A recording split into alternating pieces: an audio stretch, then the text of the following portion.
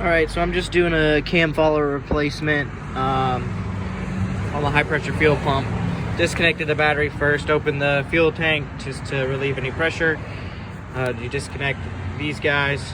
This is just going to be a quick overview, just like a maintenance video. I know there's other ones out there, but take that off, and then we're going to bleed the pressure from the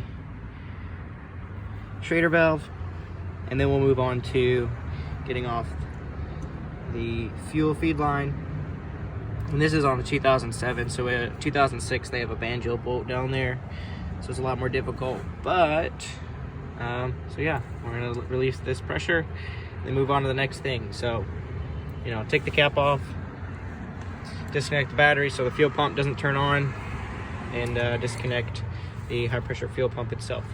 So, all right, so then I release the pressure just by pushing this into the valve there, and then now we're going to take it off so we can have access to that there, these 3 bolts to get off the high pressure fuel pump, and better access to the fuel feed line.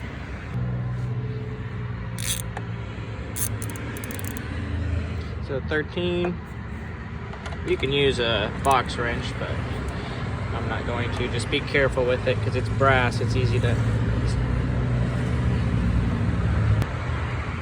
Alright, so next I'm going to take the 17 box wrench and I'm going to loosen. So I just took this off with a 13 millimeter. Some more fuel will come out. So good thing to have this around, a towel or something. But now we're just going to loosen this. Some more fuel might come out. So that's loose.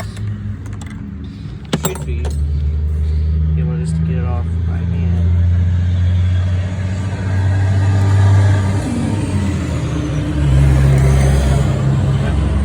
So that's free.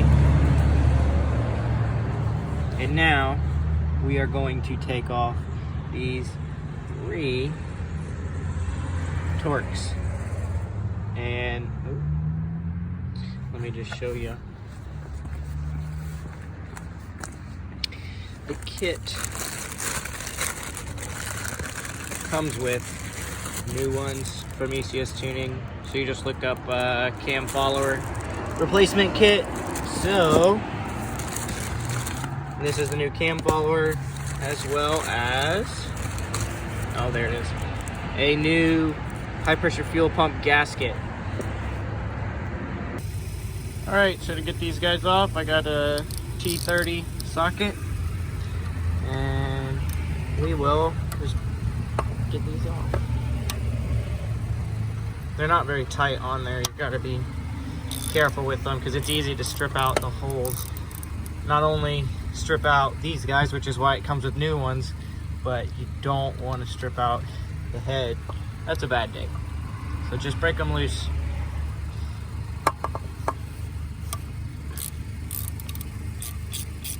And the bottom one.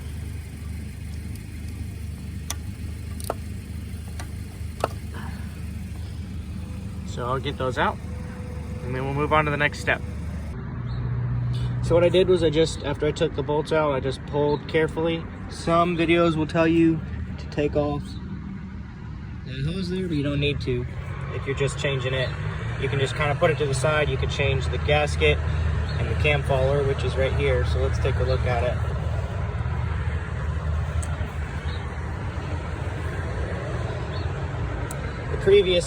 Not the previous owner, but the owner before.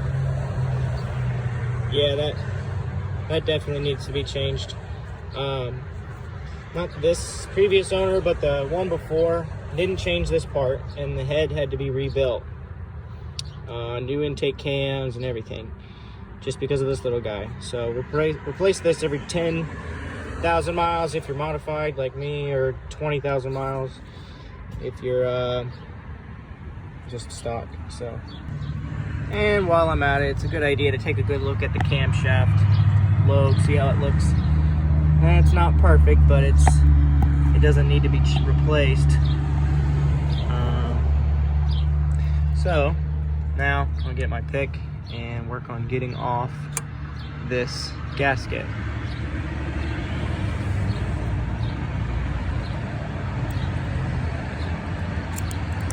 There we go. So now I put my new gasket on. Just to take a little bit of oil that's pooling down there, put it around the gasket so it goes on nice and easy. Then I got my new cam follower here, so don't want to lose this. Yeah. All right, here's the new one. You see how it's got a black hardened coating on it? It's good just to get a little bit of this oil, or new oil if you want, from down in here. Kind of like it's a new part inside the engine, so you kind of want to pre-oil it just so you know it's all good by the time you put it in there. So get some more oil, and then you just take it, stick it down in there. There we go. Then put everything back together the way it came off.